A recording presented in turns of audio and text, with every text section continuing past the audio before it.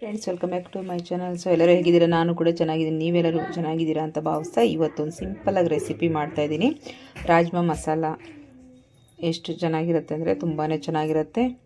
ಮಾಡೋದು ಹೇಗೆ ಅಂತ ನೋಡೋಣ. ರೆಸ್ಟೋರೆಂಟ್ ಸ್ಟೈಲಲ್ಲಿ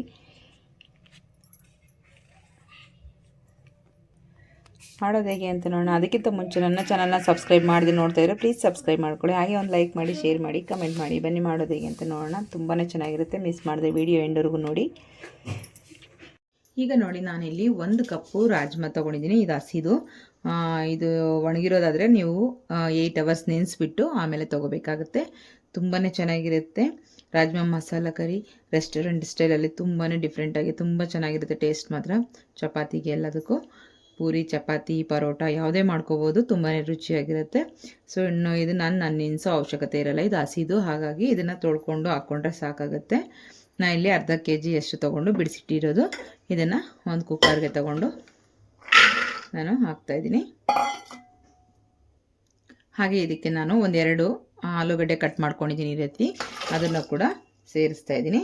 ಇದನ್ನು ಒಂದ್ಸರಿ ತೊಳ್ಕೊಂಬಿಟ್ಟು ಇನ್ನೊಂದ್ಸಲಿ ಇದಕ್ಕೆ ನೀರು ಸ್ವಲ್ಪ ಹಾಕ್ಕೊಂಡು 1-2 ರಿಂದ 3 ವಿಸಿಲ್ಸ್ ಹಾಕ್ಸ್ಕೊಳ್ಳೋಣ. ಈಗ ಮುಳುಗುವಷ್ಟು ನೀರು ಹಾಕ್ಕೊಂಡಿದ್ದೀನಿ. ಈಗ ಇದಕ್ಕೆ ಸ್ವಲ್ಪ ನಾವು ಸಾಲ್ಟನ್ನು ಸೇರಿಸ್ಕೊಂಡು 1 ಟೀ ಸ್ಪೂನ್ ಅಷ್ಟು ಸಾಲ್ಟ್ ಹಾಕ್ಕೊಂಡಿದ್ದೀನಿ. ಈಗ ಸ್ಟವ್ನ ಆನ್ ಮಾಡ್ಕೊಳ್ಳೋಣ. ಸ್ಟವ್ನ ಆನ್ ಮಾಡಿದ್ದೀನಿ. ಇವಾಗ ಕುಕ್ಕರ್ ಕ್ಯಾಪ್ ಹಾಕ್ಬಿಟ್ಟು 2 ರಿಂದ 3 ವಿಸಿಲ್ಸ್ ಹಾಕ್ಕೊಳ್ಳೋಣ. ಆಮೇಲೆ ನೋಡೋಣ. ಈಗ ಒಂದು ಮಿಕ್ಸಿ ಜಾರ್ಗೆ ಒಂದು 4 ಇಂಚಷ್ಟು ನಾನು ಶುಂಠಿ ತೊಗೋತಾ ಇದ್ದೀನಿ. ಹಾಗೆ 1-2 ಬೆಳ್ಳುಳ್ಳಿ ಅಷ್ಟು. ಹಾಗೆ ಇದಕ್ಕೆ ಒಂದು 4 ಹಸಿಮೆಣಸಿನ್ಕಾಯಿ ತೊಗೋತಾ ಇದ್ದೀನಿ. ಹಾಗೆ ಇದಕ್ಕೆ ಸ್ವಲ್ಪ ಗೋಡಂಬಿ ಹಾಕ್ಕೊಳ್ತಾ ಇದ್ದೀನಿ.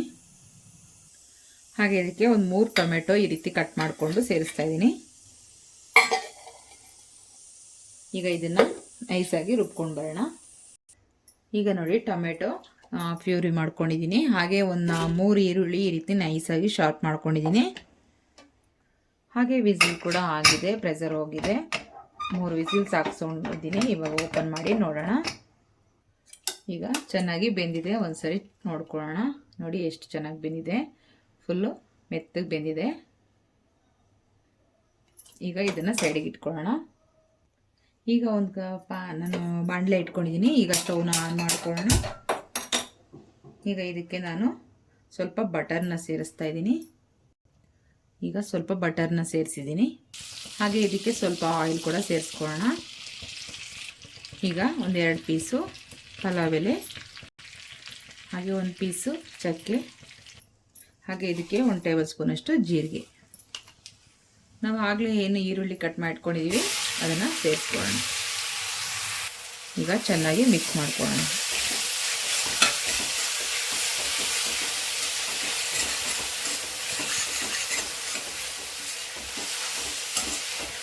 ಚೆನ್ನಾಗಿ ಆನಿಯನ್ ಫ್ರೈ ಆಗಬೇಕು. ಅಲ್ಲಿವರೆಗೂ ಚೆನ್ನಾಗಿ ಫ್ರೈ ಮಾಡ್ಕೊಳ್ಳಿ. ಈಗ ನೋಡಿ, ಈ ರೀತಿ ನಮಗೆ ಚೆನ್ನಾಗಿ ಆನಿಯನ್ ಫ್ರೈ ಆಗಬೇಕು. ಚೆನ್ನಾಗಿ ಕಲರ್ ಚೇಂಜ್ ಆದರೆ ನಮಗೆ ರೆಸ್ಟೋರೆಂಟ್ ಸ್ಟೈಲಲ್ಲಿ ಗ್ರೇವಿ ರೆಡಿ ಆಗುತ್ತೆ. ಅಷ್ಟು ಚೆನ್ನಾಗಿ ಟೇಸ್ಟ್ ಕೂಡ ಬರುತ್ತೆ. ಸೊ ನಮಗೆ ಈ ಥರ ಗೋಲ್ಡನ್ ಕಲರ್ ಬರ್ತಾ ಇರಬೇಕು. ನೋಡಿ, ಈ ರೀತಿ ಬರಬೇಕು.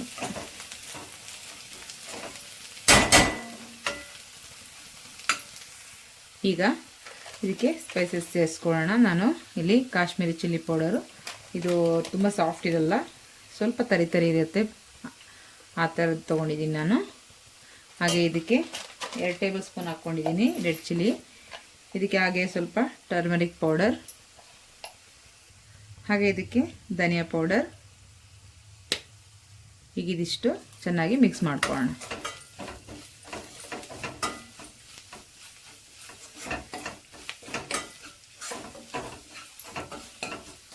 ಮೆಣಸಿನ್ಕಾಯಿ ಹಾಗೇನೆ ಸೇರಿಸ್ತಾ ಇದ್ದೀನಿ. ಇದಕ್ಕೆ ಸ್ವಲ್ಪ ಈಗ ನಾವು ನೀರನ್ನು ಹಾಕ್ಕೊಳ್ಳೋಣ.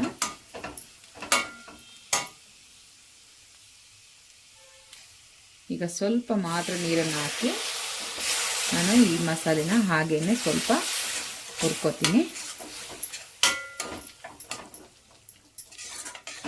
ಈಗ ಸ್ವಲ್ಪ ಚೆನ್ನಾಗಿ ಕುದಿ ಬರಲಿ. ಈ ರೀತಿ ಗಟ್ಟಿಯಾಗಿ ನಮಗೆ ಆಯಿಲ್ ಬಿಟ್ಕೋತಾ ಬಂದಿದೆ. ಒಂದು ಸೈಡಿಗೆ ಈ ರೀತಿ ಆಯಿಲ್ ಬಿಟ್ಕೊಳ್ಳುತ್ತೆ. ಈ ಟೈಮಲ್ಲಿ ನಾವು ಆಲ್ರೆಡಿ ಟೊಮೆಟೊ ಪ್ಯೂರಿ ಮಾಡ್ಕೊಂಡಿದ್ದೀವಲ್ಲ, ಇದನ್ನು ಸೇರಿಸ್ಕೊಳ್ಳೋಣ. ಹಾಗೆ ಅದನ್ನು ತೊಳೆದಿರೋ ನೀರು ಕೂಡ ಸ್ವಲ್ಪ ಸೇರಿಸ್ತಾ ಇದ್ದೀನಿ. ಈಗ ಇದು ಚೆನ್ನಾಗಿ ಮಿಕ್ಸ್ ಮಾಡ್ಕೊಳ್ಳೋಣ.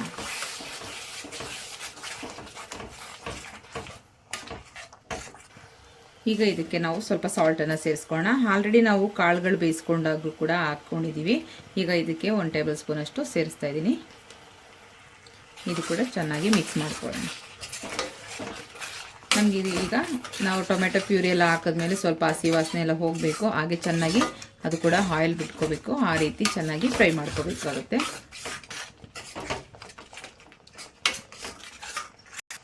ಈಗ 1-2 ನಿಮಿಷ ಲಿಡ್ ಕ್ಲೋಸ್ ಮಾಡಿ ನಾವು ಬಾಯ್ಲ್ ಮಾಡ್ಕೊಳ್ಳೋಣ. ಈಗ ಓಪನ್ ಮಾಡಿ ನೋಡೋಣ. ಆಯಿಲ್ ಬಿಟ್ಕೋತಾ ಇದೆ ನೋಡಿ ಸೈಡಲ್ಲೆಲ್ಲ. ಸೊ ಈ ಟೈಮಲ್ಲಿ ನಾವು ಆಲ್ರೆಡಿ ಬೇಯಿಸಿಟ್ಕೊಂಡಿರೋವಂಥ ಕಾಳುಗಳನ್ನ ಸೇರಿಸ್ಕೊಳ್ಳೋಣ. ನೀರೇನು ಅವಶ್ಯಕತೆ ಇರಲ್ಲ, ಆ ಕಾಳಲ್ಲಿ ಏನಿದೆಯೋ ಅದೇ ಸಾಕಾಗುತ್ತೆ ನಮಗೆ ನೀರು. ಈಗ ಚೆನ್ನಾಗೊಂದು ಮಿಕ್ಸ್ ಮಾಡ್ಕೊಳ್ಳೋಣ. ಈಗ ಚೆನ್ನಾಗಿ ಮಿಕ್ಸ್ ಮಾಡ್ಕೊಂಡಾಗಿದೆ. 1-2 ನಿಮಿಷ ಹಾಗೆ ಬಿಡೋಣ. ಕ್ಲೋಸ್ ಮಾಡಿ ಈಗ ಓಪನ್ ಮಾಡಿ ನೋಡೋಣ. ನೋಡಿ ಚೆನ್ನಾಗಿ ಕುದೀತಾ ಇದೆ. ಈಗ ಆಯಿಲ್ ಎಲ್ಲ ಚೆನ್ನಾಗಿ ಬಿಟ್ಕೊಂಡಿದೆ. ಈಗ ಕೊತ್ತಂಬರಿ ಸೊಪ್ಪು ಸ್ವಲ್ಪ ಮೇಲೆ ಹಾಕ್ಕೊಳ್ಳೋಣ. ಇಲ್ಲಾಂದರೆ ಒಂದು ಸ್ವಲ್ಪ ಕಸೂರಿ ಮೇಥಿ ಹಾಕ್ಕೊಂಡ್ರೂ ಸರಿ ಹೋಗುತ್ತೆ. ನಾನಿಲ್ಲಿ ಕೊತ್ತಂಬರಿ ಸೊಪ್ಪನ್ನು ಹಾಕ್ಕೋತಾ ಇದ್ದೀನಿ. ತುಂಬಾ ಚೆನ್ನಾಗಿರುವಂತಹ ರಾಜ್ಮಾ ಮಸಾಲ ರೆಸ್ಟೋರೆಂಟ್ ಸ್ಟೈಲಲ್ಲಿ ರೆಡಿ ಆಯಿತು. ಇದಕ್ಕೆ ನಾವು ಚಪಾತಿ ಪೂರಿ ಏನು ಬೇಕಾದರೂ ಮಾಡ್ಕೊಳ್ಬೋದು. ನಾನು ಇದಕ್ಕೆ ಕಾಂಬಿನೇಷನ್ನಾಗಿ ಚಪಾತಿ ಮಾಡ್ಕೊಂಡಿದ್ದೀನಿ. ಈಗ ನೋಡಿ ಚಪಾತಿಯೊಂದಿಗೆ ಸರ್ವ್ ಮಾಡಿದ್ದೀನಿ ರಾಜ್ಮಾ. ಎಷ್ಟು ಚೆನ್ನಾಗಿದೆ ಅಂತ. ಸೊ ಈಗ ನಿಮಗೆ ಈ ವಿಡಿಯೋ ಇಷ್ಟ ಆಗಿದೆ ಅನ್ಕೊತೀನಿ. Thank you for watching. ಮತ್ತೆ ಸಿಗೋಣ ನೆಕ್ಸ್ಟ್ ವಿಡಿಯೋದಲ್ಲಿ. ಅಲ್ಲಿವರೆಗೂ ಟೇಕ್ ಕೇರ್. ಬಾಯ್ ಬಾಯ್.